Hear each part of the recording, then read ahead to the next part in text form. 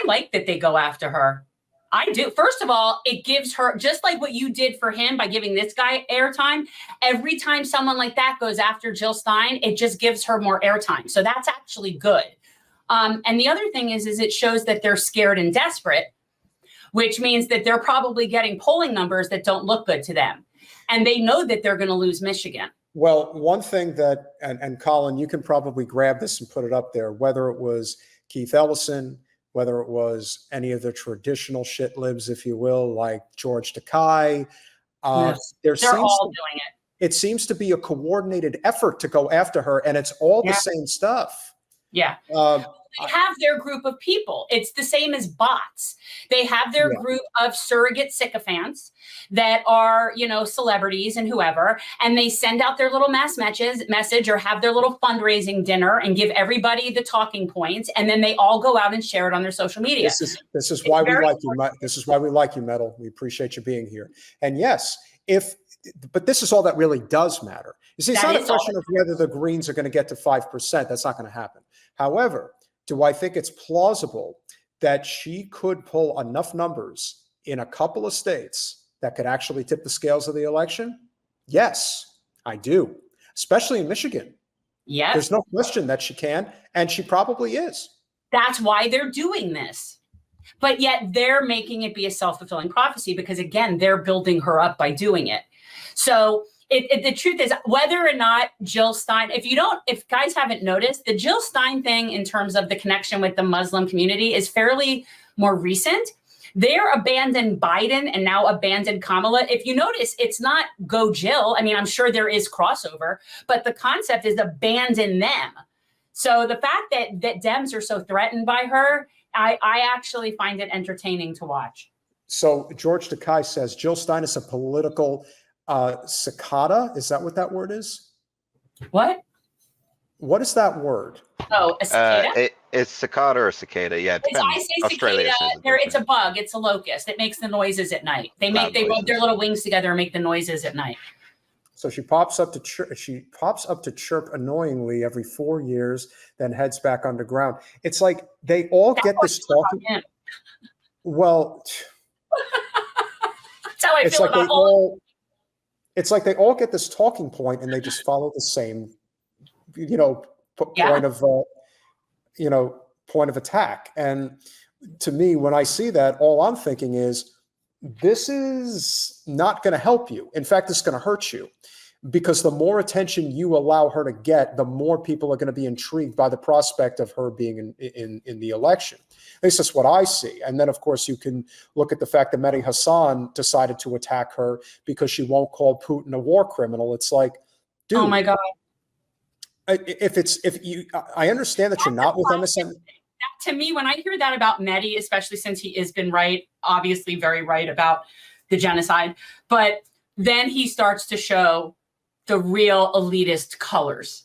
So then, once you've sort of made your stance about the genocide, then you sort of fall into line with your social class. The other problem that you have to remember, and this is the thing about Mehdi, even though I think he's got a very brilliant mind and he definitely knows how to talk in front of the camera, this is a person who, if he was offered his job back at MSNBC, would take it in a flash, wouldn't even think twice about it, because Mehdi wants to be in the club. There's no question that he does. And this is why people say what they say. When people show you who they are, believe them. That is the lesson that everyone should take when it comes to this political racket that I've been telling you guys about for years. When a person indicates that they're going to be adjacent to the power vacuum of the two major parties, it's because they want to be in the club. It's for the career, it's for the adulation. And even if you're somebody who was part of a very successful movie franchise and TV show, they are not immune to this same type of behavior, because in Hollywood circles and in Democratic elite circles, this type of politics speak, this is acceptable. This is considered good. And the way that people should go about doing business. Not about questioning whether Kamala Harris is supporting a genocide, which clearly she is and has made it very clear. And this is the thing I keep saying about Trump that people don't want to admit, is that he's the challenger. He can say whatever the hell he wants. He's not in a position of power. So when he goes on the debate stage and says, Kamala Harris is totally not a supporter of Israel, she's right, I am the biggest supporter of Israel. He got you. You want to talk about how you got Trump because you made fun of him for the fact that people leave his rallies? Okay, you can have that one. And then I'll raise you the fact that Trump nailed her ass by saying, you're totally not a supporter of Israel. I am the biggest pro-Israel person alive. Trump nailed your ass by getting you to play right into that card. And all the while, you know what he made you do? He made you lose more voters. Well, he keeps pushing them to the right because he knows that that's the smart strategy. And that's what he does. Again, they're reliving 2016. It's sort of like the Dems. I'd say they're falling for it, except for the fact that at this point, I recognize that it's intentional. It isn't that they don't see it. They know. They just don't give a shit. I would even say the same thing to Andrew or anybody else who's a Kamala supporter or just a Democratic supporter. Have you noticed how much more comfortable they are with acknowledging support from Reagan's staff, from Dick and Liz Cheney, from 200 former Republican staffers, including the support from Mitt Romney? It's like you will never hear them bragging about the support of anything related to labor or the activist class, with the exception of maybe the UAW. That's the only one that they can really hang their hat on that's really been maneuvering in the right direction. But I would say without question that this is a very precarious moment that we're in, very dangerous moment that we're in, because I do think that people have a right to be concerned. They don't want to look at point out there are a couple of other anti-Zionist or anti-genocide candidates. You have Dr. West and you have Claudia de la Cruz.